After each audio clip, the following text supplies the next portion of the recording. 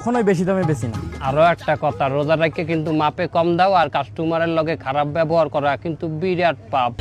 না না না, আমি এগুলো করি না। আমি সব সময় ব্যবসা সৎভাবে করার চেষ্টা করি। তা আপনি কে? আমি আপনার কলব অন্তরের মধ্যে থাকি আমি। আলহামদুলিল্লাহ, আজকে সারাদিন আমার ভালো ভালো কথা মনে পড়তেছে। তার মানে মনে হয় আমি হেদায়েত পেতে যাচ্ছি। কি বলে হেদায়েত পেতে যাচ্ছেন? আপনি তো অলরেডি হেদায়েত পাইয়ে গেছেন। আলহামদুলিল্লাহ। আপনার নাম কি? আমার নাম পাশা। আই যেতে আপনার নাম হেদায়েত পাশা। মাশাআল্লাহ। আমি তো জিকির করি হিম হে হিম হে হিম হে।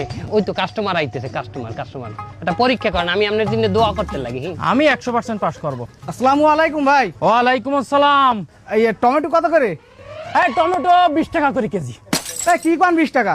আশপাশে তো 8-10 টাকা করে কেজি বিক্রি আছে, আপনি বেশি নিচ্ছেন কেন?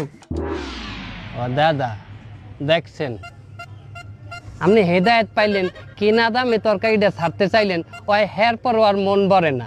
মানে শয়তানের লগে ভালো ব্যবহার যায় না দাদা। তাহলে আমি এখন কি করব? কি আর করবেন, ওর লগে ওরকম শয়তানের নাম চারালের নাম ব্যবহার করতে হইবে। এটা চারালি ব্যবহার করিয়ে দেন।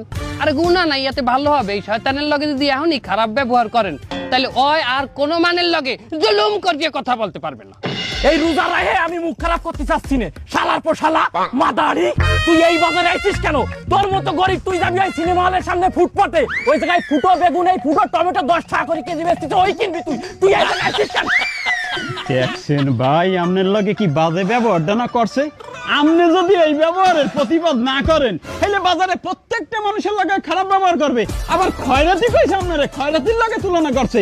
আপনি একটা স্ট্যান্ডার্ড মানুষ, আপনি এই বাজার দিয়ে বাজার করবেন। আপনারা আরো কইছে আপনি হলের সামনে দিয়ে ফুটা টমেটো ফুটা বেগুন এই কিনবেন।